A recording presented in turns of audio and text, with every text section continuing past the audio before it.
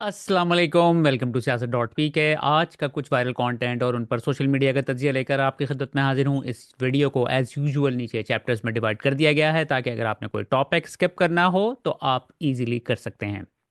आज फिर social media पर रिचर्ड ग्रिनेल, मुझे लग रहा है कि वो बहुत जो उनको अटेंशन मिल रही है, अगर आप उनका अकाउंट जाके देखें तो कभी भी, मैंने जैसा आपको कल भी बताया था कि उनको कभी इतनी ज़्यादा अटेंशन नहीं मिली, तो वो उस अटेंशन को एंजॉय कर रहे हैं। और आज काफ़ी सारी डेवलपमेंट्स हुई हैं ट्विटर के थ्रू पाकिस्तान के हवाले से, तो वो सारी चीज़ें मैं आप लोगों के सामने एक एक करके रखूंगा। सबसे पहले हम चलते हैं जी। किसी ने, एक बंदे ने नहीं, कई लोगों ने उनको एहसन इकबाल साहब की ये ट्वीट उनको टैग कर दी। वॉशिंगटन पोस्ट की ये खबर थी, Trump's defeat is a blow for the world's demagogues and dictators. Ahsan Iqbal sahab ने ये ट्वीट कर कर आगे से कहा कि पाकिस्तान में भी इस तरह का एक बंदा बैठा हुआ है और वो भी, उसको भी हम किक आउट कर देंगे जल्दी। जब ये लास्ट इलेक्शन की बात है, जब बाइडेन की गवर्नमेंट बनी थी और ट्रम्प इलेक्शन हारा था, उसके बाद फिर क्या हुआ, जो उससे बड़ी डेवलपमेंट क्या थी कि यूएस एम्बेसी इस्लामाबाद ने उसको रीट्वीट कर दिया था। और अगले दिन फिर यूएस एम्बेसी को इस चीज के ऊपर माफी मांगनी पड़ी। मुझे लग रहा है कि एहसन इकबाल के मैंने अकाउंट के ऊपर जाके ये ट्वीट देखी तो उन्होंने इस ट्वीट को डिलीट कर दिया है। तो अब ये पूरा जो है स्क्रीनशॉट उठाकर लोगों ने रिचर्ड गिरनेल साहब को आगे भेज दिया, तो रिचर्ड गिरनेल साहब ने फिर इसके ऊपर आगे ट्वीट कर दी।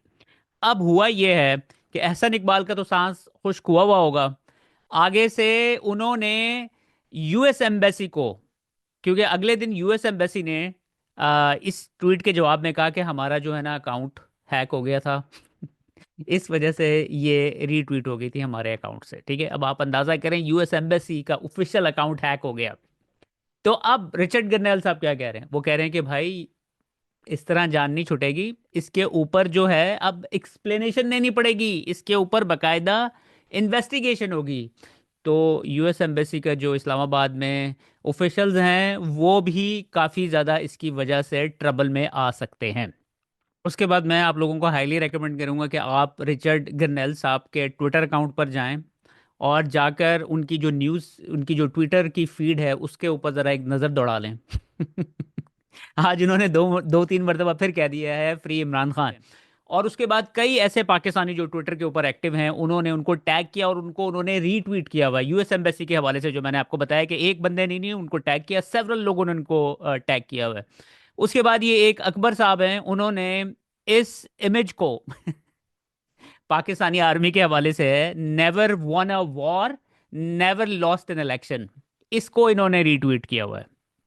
ठीक है जी। इस तरीके से अगर आप उनके अकाउंट के ऊपर जाके कह दें, और फिर एक और कांग्रेसमैन ने पाकिस्तान के हवाले से बात की कि पाकिस्तान में किस तरीके से पीसफुल प्रोटेस्टर के ऊपर गोलियां चलाई गई हैं। ये एक बहुत बड़ा इशू बनेगा आगे जाकर। और मैं आपको एक बात बताऊं, हम सबको पता है कि ये गोलियां किसने चलवाई थी, लेकिन ये सारा का सारा मलबा जो है ना ये शहबाज शरीफ के ऊपर पड़ेगा। इनके ऊपर ऑलरेडी पहले ही ताहिरुल कादरी साहब के जो लोग थे उनके घर के अंदर जाके इन्होंने औरतों के मुंह के ऊपर गोलियां चलाई थी, आपको याद होगा। अब ये शहबाज शरीफ साहब जो है ना ये समझ रहे हैं कि शायद ये बच जाएंगे, ये अब बिल्कुल भी नहीं बचेंगे।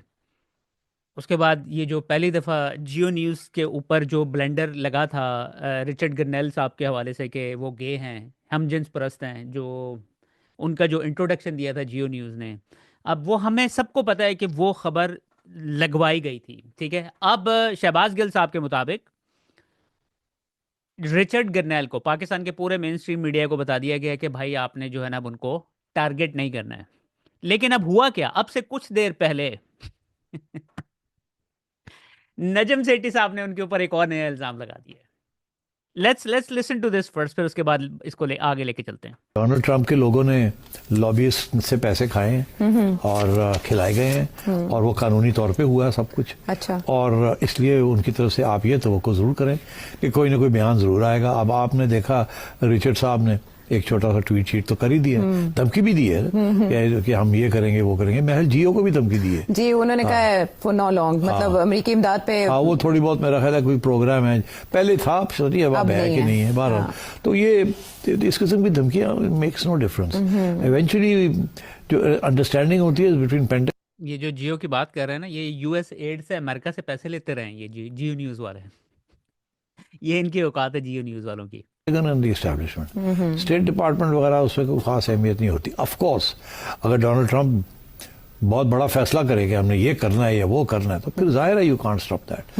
मगर मेरा ख्याल है कि Donald Trump will not be facilitated by the Pentagon and the military establishment to spoil relations with the Pakistani establishment for the sake of Imran Khan. याद रहे कि डोनाल्ड ट्रंप को भी तो ब्रीफिंग होगी ना कि खान साहब ने ये कहा हुआ है, ये कहा हुआ है, उनका ये मौकफ है, ये मौकफ है।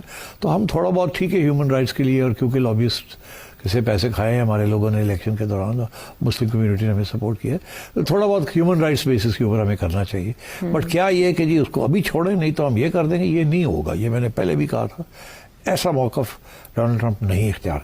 अब रिचर्ड गर्नेल के ऊपर नजम सेठी साहब ने डायरेक्ट इल्ज़ाम लगा दिया है कि भाई इसने ना वहाँ पर बैरून मुल्क पाकिस्तानियों से पैसे खाए हैं, इस वजह से ये बोल रहा है। और उसके बाद शहबाज गिल साहब ने क्या किया, शहबाज गिल साहब ने उसको डायरेक्टली जो है ना टैग करके बताया कि ये देखें जी, ये देखें जी, आपके बारे में ये क्या बात कर रहे हैं। लेट मी, ये देखें, ये आप देख सकते हैं कि उन्होंने शहबाज गिल साहब ने लिखा हुआ huge claim, a military backed journalist allegedly close to the American embassy accuses Richard Grenell of tweeting about Imran Khan due to financial ties। उसके बाद जो है ना रिचर्ड गर्नेल साहब ने ना उनसे पूछा है बकायदा कि भाई ये कौन बंदा है, और इसको उन्होंने नजम सेठी साहब की डिटेल्स मांग ली। तो अब नजम सेठी साहब इसके ऊपर प्रॉब्लम में आ गए। उसके बाद आपसे तकरीबन 6-7 घंटे पहले फरहान विर्क, जो कि नोन है कि वो मिलिट्री के लिए काम करते हैं, उन्होंने इल्ज़ाम लगाया कि भाई ये जो रिचर्ड गिरनेल है ना, ये इसका जो अकाउंट है ना वो पीटीआई वाले रन कर रहे हैं। इतनी मज़ाका खेज इन्होंने स्टेटमेंट दी है। तो बहरहाल इसके ऊपर जाके आप रिचर्ड गर्नेल के अकाउंट के ऊपर जाके जाएं, और आपको पता है कि रिचर्ड गर्नेल जो है उसके बहुत क्लोज टाइज हैं इलॉन मस्क के साथ। आप अकाउंट के ऊपर जाके देख सकते हैं कि उनका वेरीफाइड अकाउंट है और एफिलिएटेड है सी पैक के साथ, ऑफिशियल अकाउंट है ये, ठीक है। और अगर उनका अकाउंट हैक भी हो जाता है या कोई इस्तेमाल भी कर रहा है, तो उनको सिर्फ एक फ़ोन कॉल से उनका अकाउंट, उन्होंने इलॉन मस्क को डायरेक्ट कॉल करनी है ना, तो वो उनका अकाउंट 2 सेकंड के अंदर रिवाइव हो जाएगा। तो एज़ यूजुअल ये ऑब्वियसली डेस्परेट अटैम्प्ट था कि शायद यार कोई दीवार के ऊपर चीज़ें मार रहे हैं, शायद कोई स्टिक कर जाए। उसके बाद अरसलान बलोच साहब ने इनको किया हुआ था कि after Imran Khan Richard is the now most famous person in Pakistan. Richard Grenell ने उसको भी रीट्वीट किया हुआ है। बहरहाल आप अकाउंट के ऊपर जाके उनकी ज़रा ट्वीट्स वगैरह चेक करेंगे तो यूल एंजॉय देम। उसके बाद तारिक मतीन साहब ने बड़ी एक इंटरेस्टिंग ट्वीट की है इंटरनेट के हवाले से। आपको पता है कि पाकिस्तान में लोगों को बड़ी मुश्किलात हैं, स्पेशली जो लोग इंटरनेट के ऊपर काम करते हैं, फ्रीलांसर्स हैं जो पाकिस्तान में, उनको बहुत ही मुश्किलात का सामना है क्योंकि इंटरनेट प्रॉपरली काम नहीं कर रहा है। तो आमिर मतीन साहब उस हवाले से कहते हैं दुनिया 4G 3G से 5G की तरफ जा रही है, जबकि पाकिस्तान 4G 3G से अब्बू जी की तरफ जा रहा है। जो कहेंगे अब्बू जी वही करना है। अब्बू जी कहेंगे कि इंटरनेट बंद तो इंटरनेट बंद, अब्बू जी कहेंगे ट्विटर बंद तो ट्विटर बंद। उसके बाद ये मुंह का कैंसर है इस बंदे को, रिजवान रजी, ये हर हद तक चला जाता है मरीम नवाज़ की तारीफ़ करने के लिए, ठीक है। अब आपको पता है कि मरीम नवाज़ ने इमरान खान की कॉपी करते हुए उन्होंने फैसला किया कि जी मैं भी कैंसर अस्पताल बनाऊंगी, क्योंकि इमरान खान जो पॉपुलर हुआ है ना वो कैंसर अस्पताल, उनको किसी ने बता दिया होना है ना, उन्होंने इसके ऊपर सर्वे करवाया होना है कि किस वजह से इमरान खान को इतना लाइक करते हैं। तो सर्वे ने कह दिया उन्हें कि जी इमरान खान कैंसर अस्पताल की वजह से बहुत ज़्यादा पॉपुलैरिटी, उनको लोग लाइक करते हैं क्योंकि इतने लोगों का फ्री इलाज हो रहा है। तो मरीम नवाज ने फैसला किया मैं भी कैंसर अस्पताल बनाऊंगी। तो अब मरीम नवाज आपको पता है चाइना गई हुई थी, चाइना से जब वापस आई हैं तो रजी दादा, नाम चेक करें इनका, रजी दादा साहब ने कह दिया है कि भाई ये जो कीमोथेरेपी होती है ना इमरान खान के कैंसर हॉस्पिटल के अंदर, इसकी ज़रूरत ही नहीं है, ये तो पैसे कमाने का उन्होंने तरीका बनाया हुआ है। तो अब आप अंदाज़ा करें, ये वाली जो स्टेटमेंट है इन्होंने पाकिस्तान टेलीविज़न के ऊपर बैठ के दी है। और ये इसकी वजह से ये भी हो सकता है ना कि जो लोग कीमो से इलाज करवाते हैं वो कीमो को इलाज करवाना बंद कर दें। हमारे, आपको पता है लिटरेसी रेट भी कितना है। तो इसके ऊपर डॉक्टर्स ने आज बकायदा प्रेस रिलीज जारी की है कि भाई ये जो बकवासियात कर रहे हैं ना, ये बिल्कुल गलत है, ऐसी कोई बात नहीं है। कैंसर का इलाज तो पहले ही बड़ी मुश्किलों से होता है और ये कीमोथेरेपी तो उसका बहुत इंपॉर्टेंट जुज है। तो उन्होंने बकायदा कहा है कि भाई इस तरह की गलत मालूमात मत फैलाएं, इससे किसी की जान जा सकती है। ये सूरत हाल है। मरीम नवाज की जो टीम बैठी हुई है ना, जो उन इतनी डेस्परेशन का शिकार है कि वो किसी हद तक भी चले गए हैं कि किसी तरीके से मरीम नवाज़ को थोड़ा सा ऊपर प्रमोट करने की कोशिश की जाए। लेकिन मरीम नवाज़ की जो पॉपुलैरिटी है ना, वो उल्टा मायने पिछले गेयर के अंदर लगी हुई है। इस तरह के कभी आपने इनको बात करते हुए सुना है? इतनी गलीज इस शख्स की ज़ुबान है, और इसको मरीम नवाज़ ने 13-14 लाख रुपए के ऊपर पीटीवी के ऊपर बिठाया हुआ है जाके। क्या सिर्फ एक वजह है कि मरीम नवाज़ की तारीफें करते हैं ये साहब। कुफ्र का निज़ाम चल सकता है लेकिन जुल्म का निज़ाम नहीं चल सकता है। अब आप अंदाज़ा करें, मुझे इतना दुख हुआ ये तस्वीर देखकर। आज ये 5 बच्चों का बाप है फ़तेह मोहम्मद, इसको आज अदालत में पेश किया गया है। इसको वो जो प्रोटेस्ट में, ये प्रोटेस्ट में आए हुए थे, आप अंदाज़ा करें, प्रोटेस्ट में आए हुए थे अपने हकूक मांगने के लिए, पीसफुल प्रोटेस्ट करने के लिए आए हुए थे ये लोग। इनको जंजीरों में इस तरह जकड़ा हुआ है कि पता नहीं इन्होंने कितना बड़ा जुर्म कर दिया है। अब आप मुझे बताएं कि आप आम लोगों के साथ इस तरह का सलूक करेंगे पाकिस्तान में, तो फिर वो कहाँ जाएंगे? उन्होंने फिर गलत रास्ते इख्तियार करने ना अपने हक लेने के लिए, क्योंकि उन्हें पता है कि यहाँ पे इंसाफ तो मिलता नहीं है आपको। इसी तरीके से ये बच्चे की शक्ल देखें, इसको भी अदालत में पेश किया गया है। इसका जो बड़ा, ये 16 साल का बच्चा है, और इसका जो बड़ा भाई था अब्दुल रशीद, वो उसको ये जो नवंबर 26 को प्रोटेस्ट के दौरान गोली मार के उसको शहीद कर दिया गया है। और इस 16 साल के मासूम बच्चे के ऊपर आप इसकी आंखों में देखें, आपको कितना शर्म आ रही है इसको देखते हुए भी। मुझे कितना खौफ और कितना दुख है इस बच्चे की आंख के अंदर। शर्म से पूरे माशरे को डूब मर जाना चाहिए। क्योंकि ये पुलिस को नंबर्स देते हैं कि भाई जितने भी प्रोटेस्ट के अंदर लोगों को उठा सकते हो उठाओ। वो 16 साल के बच्चे को भी उठा के ले आते हैं, मासूम बच्चे को। भाई को शहीद कर दिया है, 4 मुकदमात इसके ऊपर हैं। आप अंदाजा करें, ये पाकिस्तान में इंसाफ का निज़ाम है।